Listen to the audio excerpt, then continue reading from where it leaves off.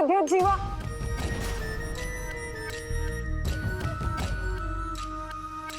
अब क्या किया तुम्हारे उद्दंडपति ने? भैया वो कल रात लौट आया।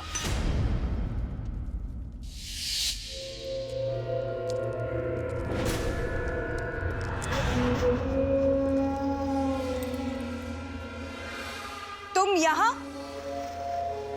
यहाँ क्या कर रहे हो विद्युत जीवा? क्या एक पति को अपनी पत्नी, एक पिता को अपने पुत्र के पास होने का कोई अधिकार नहीं है?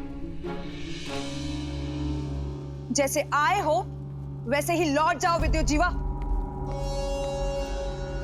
अन्यथा भैया तुम्हारे प्राण ले लेंगे, क्योंकि वो अपना अपमान कभी भी नहीं भूलते। अपमान तो मेरा किया है तुम्हारे भाई ने, क्या अधिक चाहा था मैंने? एक छोटा सा राज्य ना। राज भिक्षा में नहीं मांगे जाते विद्युत जीवा, बल्कि बल और साहस से अर्जित किए जाते हैं, जो तुम में बिल्कुल भी नहीं था। आज की बात करो सुपर्णखा।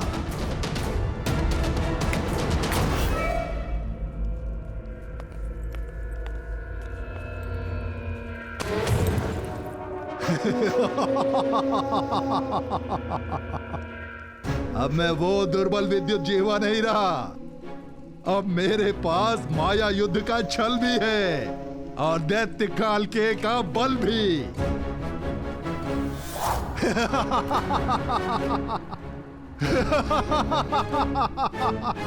ये काल के? हाँ, काल के अस्त्र। मैं रावण से डरकर भागा नहीं था शूर्पणखा, मैं तो सज्ज हो रहा था उसका सामना करने के लिए।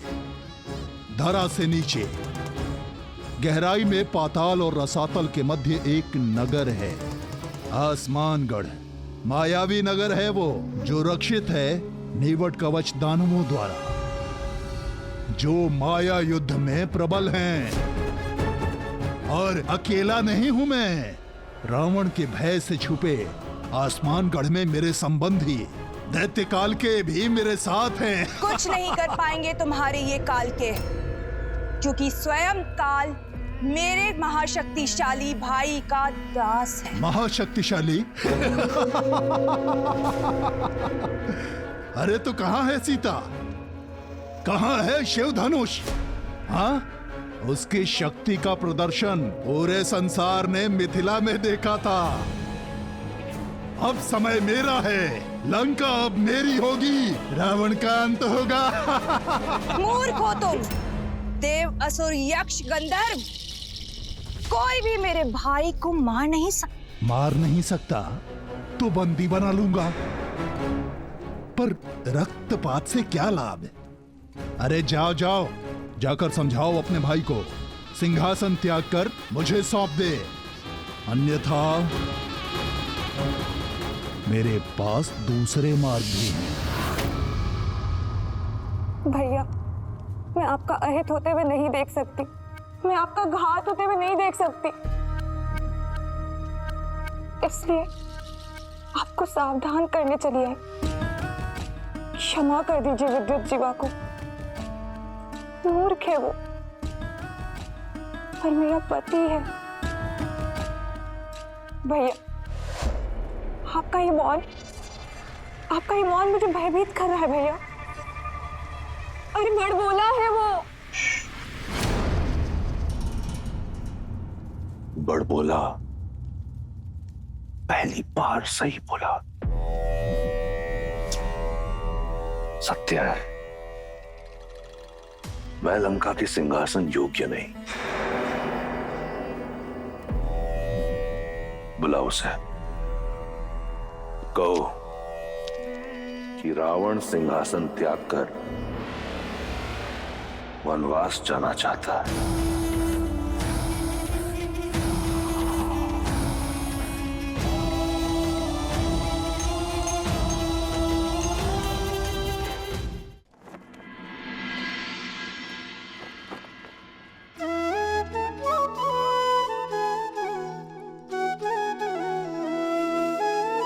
सुनो महिपति मुकुट मणि, तुम सम धन्य न को।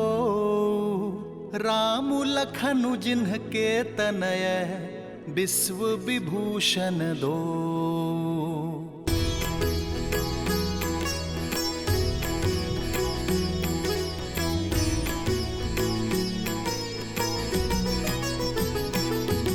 हो पूछन जो गुण तनय तुम्हारे, पुरुष सिंधति हूँ पुर उजियारे।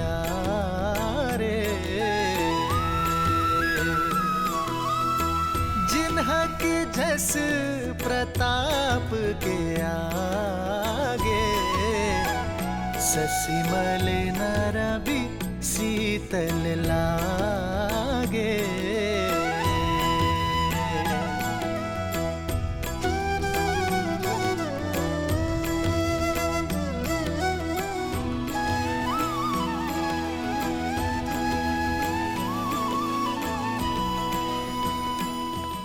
अयोध्या राज की जय हो। महाराज, मिथिला से आपके लिए संदेश है।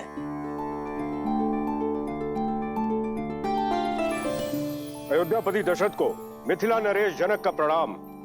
आपको पूर्व में मेरी पुत्री के स्वयंवर के विषय में सूचित किया गया था, पर आपने आने में असमर्थता दिखाई, क्योंकि आपके पुत्र ब्रह्म ऋषि विश्वामित्र के साथ थे। महादेव की कृपा और मां गौरी के आशीर्वाद से ब्रह्म ऋषि विश्वामित्र आपके पुत्र राम और लक्ष्मण को स्वतः स्वयंवर में ले आए, और जब संसार का कोई शूरवीर शिव धनुष की प्रत्यंचा न चढ़ा पाया, तो ब्रह्म ऋषि के आदेश से आपके सुपुत्र श्री राम ने चुनौती पूरी कर दिखाई।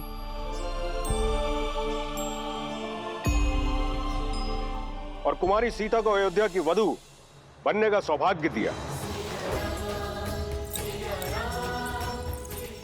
यह पत्र मैं अयोध्या के राजा को नहीं, अपने संबंधी को लिख रहा हूं। अपने ज्येष्ठ पुत्र के विवाह को अपना शुभ आशीष और अनुमति दे। ब्रह्म ऋषि विश्वामित्र का अनुरोध और हम सबकी मनुहार है कि आप अयोध्या के सभी राजकुमारों सहित इस विवाह में सम्मिलित हों। राजर्षि परिवार, जनक, मिथिला, निवेदक, आर्यावर्त। दशरथ नंदन की, दशरथ नंदन की, दशरथ नंदन की। मेरे राम ने गर्व से मुझे शिखर पर बिठा दिया है। क्या कही सुमित्रा, कौशल्या, सुना तुमने? महादेव के धनुष पर प्रत्यंचा चढ़ाई है मेरे राम ने।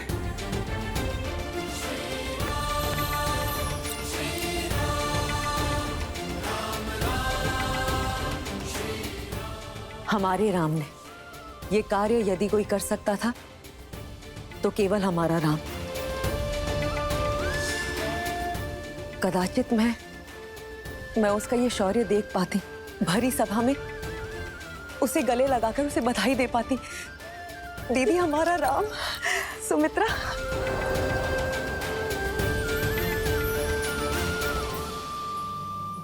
तो ऋषि जवाली, क्या कहती है अयोध्या की नीति?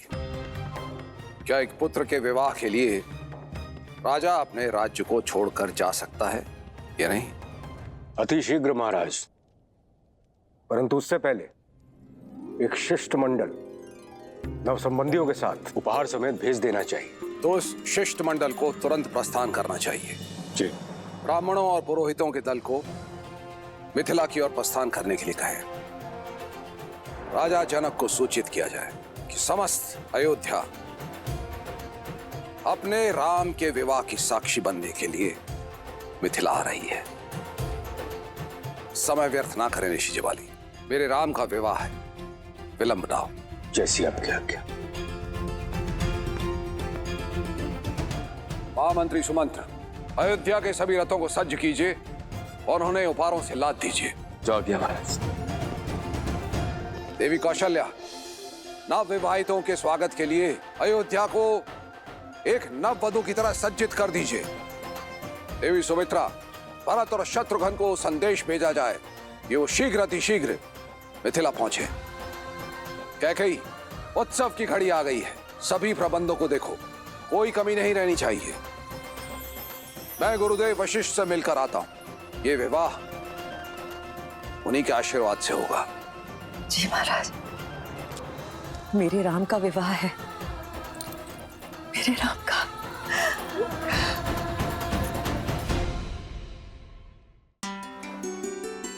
मेरे राम का विवाह होने जा रहा है। मेरे जीवन की सबसे शुभ सूचना है। मंत्रा, मेरी चूड़ामणि कहाँ है? इतने वर्षों से अपनी वधू के लिए संभाल के रखी थी। विवाह तो राम का है कैकेयी, किंतु तुम ऐसे प्रसन्न हो रही हो जैसे कि भरत की वधू घर आ रही है। ऐसे सज्ज हो रही हो जैसे कि राम तुम्हारे वंश को आगे बढ़ाएगा। मां कहकर नहीं पुकारा होता ना, तो अभी इसी क्षण तुम्हारी जीभ काट देती। वो जीभ जो सदैव शुभ अवसर पर विष उगलती है। एक बात कान खोल के सुन लो मंत्रा, विवाह मेरे पुत्र राम का है, मेरे राम का, समझी तुम? जीभ क्या, गर्दन काट दो ना मेरी। सत्य तो नहीं बदलेगा, और तुम जब ठोकर खाओगी ना तब समझोगी। जब राम को जन्म देने वाली मां कौशल्या स्वयं इस विवाह में नहीं जा रही, तो रीतियों की बेड़ियों को तोड़कर महाराज दशरथ तुम्हें वहां कैसे ले जा सकते हैं? रीति तो स्त्रियों के युद्ध में जाने की भी नहीं है रघुवंश में। फिर भी वे मुझे लेकर गए ना, क्योंकि वे मुझसे प्रेम करते हैं। उनकी सबसे प्रिय पत्नी हूं मैं, राम की सबसे प्रिय मां। और फिर अगर वहां जाऊंगी तो भरत से भी भेंट कर लूंगी। अब तो मुझे बातों में मत उलझाओ, शीघ्र मेरी चूड़ामणि ढूंढो। मैं आज एक बार फिर से महाराज को चौंका देना चाहती हूँ। आपने सही कहा था गुरुवर। श्राप के भय से मैं अपनी ही संतान के भविष्य के आड़े आ रहा था। देखिए ना, मेरा राम संसार की सर्वश्रेष्ठ कन्या का वर चुना गया है। यदि उस दिन मैं उसे ब्रह्म ऋषि विश्वामित्र के साथ जाने से रोकता, तो राम शिव धनुष उठाकर मेरा और अयोध्या का गौरव किस प्रकार बढ़ा पाता। बहुत बहुत धन्यवाद ऋषिवर। धन्यवाद महादेव का, जिन्होंने राम और अयोध्या के साथ साथ हम सबको यह गौरव दिया। जो भूल करने से बच गए, उस पर पछतावा करने से कोई लाभ नहीं पुत्र। आओ, राम के इस भव्य विवाह की यात्रा प्रारंभ करें।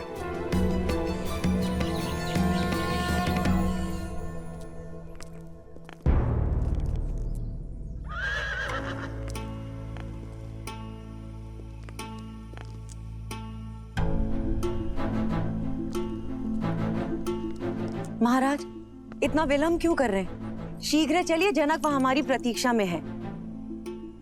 हम दोनों साथ मिलकर अपने राम के भव्य विवाह को देखेंगे। आज देखिए कैसे अश्वपति की पुत्री महाराज दशरथ के रथ को वायु के वेग से लेकर जाती है। शीघ्र आइए। कैकेयी, ये समय ठिठोली का नहीं है। मुझे विलंब हो रहा है, नीचे आओ। अच्छा, तो अब महाराज रीति नीति की दुहाई देकर मुझे रोकने का प्रयास करेंगे।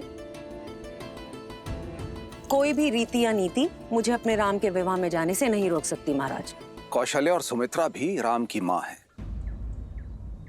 किंतु वो भी तो नहीं जा रही। और फिर परिस्थितियां भी अनुकूल नहीं है। राम के द्वारा धनुष को भंग करने के कारण बहुत से राजाओं के स्वप्न भंग हुए हैं, और ईर्ष्या में वो मिथिला और अयोध्या के शत्रु बन बैठे हैं। इसी कारणवश यदि मार्ग में कोई अनहोनी हो गई तो तब तो मेरा जाना और आवश्यक है महाराज, आपकी रक्षा करने के लिए। कैकेयी, मैं अपनी नहीं अयोध्या की बात कर रहा हूं।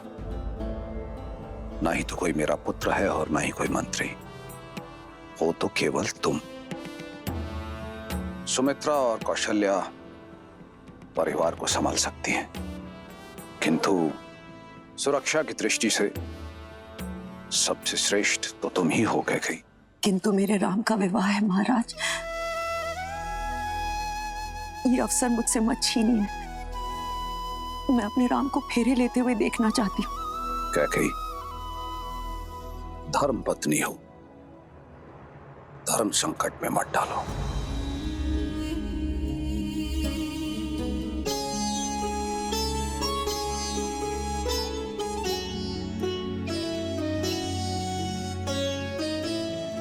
किंतु मैं तुम्हें इस प्रकार भावुक भी नहीं देख सकता।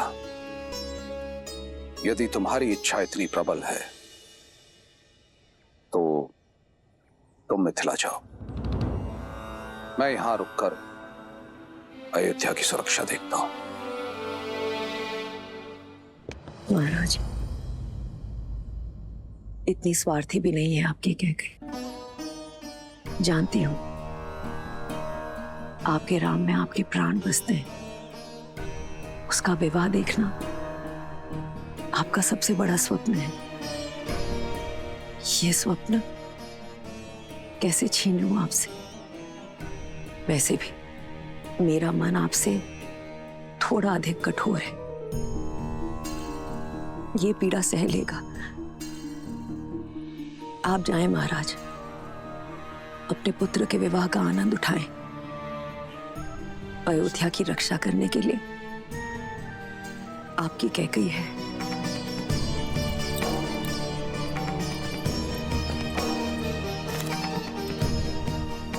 और महाराज, मुझे तो वैसे भी यहां रहकर राम और वधू सीता के स्वागत के प्रबंध करने हैं।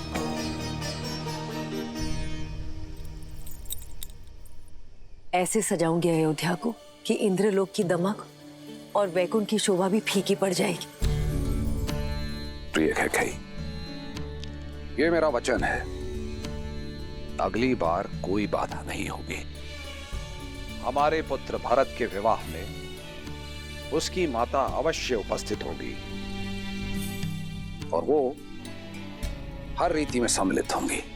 आप राम और सीता को मेरा प्रेम दीजिएगा।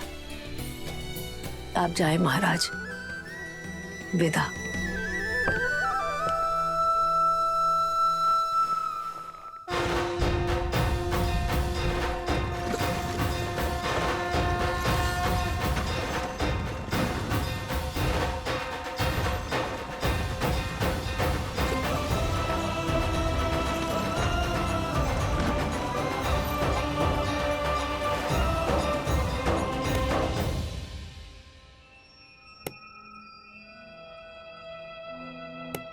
लग गई ठोकर? अब तो समझ लो, तुम ही हो जो राम नाम की रट लगाए फिरती हो। अपने पति के युद्ध में रथ में उंगली फंसाए फिरती हो, किंतु तुम ये नहीं जानती कैकेयी कि महाराज दशरथ के हृदय में केवल उनका ज्येष्ठ पुत्र ही बसता है, और वो है राम। उन्हें ना कैकेयी की चिंता है और ना भरत की। कैकेयी, मेरे शब्दों को गांठ बांध लो, वो समय दूर नहीं कैकेयी जब तुम्हें विश्वास हो जाएगा कि अयोध्या में तुम्हारे हित के बारे में केवल मैं सोचती हूं, ना राम और ना महाराज दशरथ।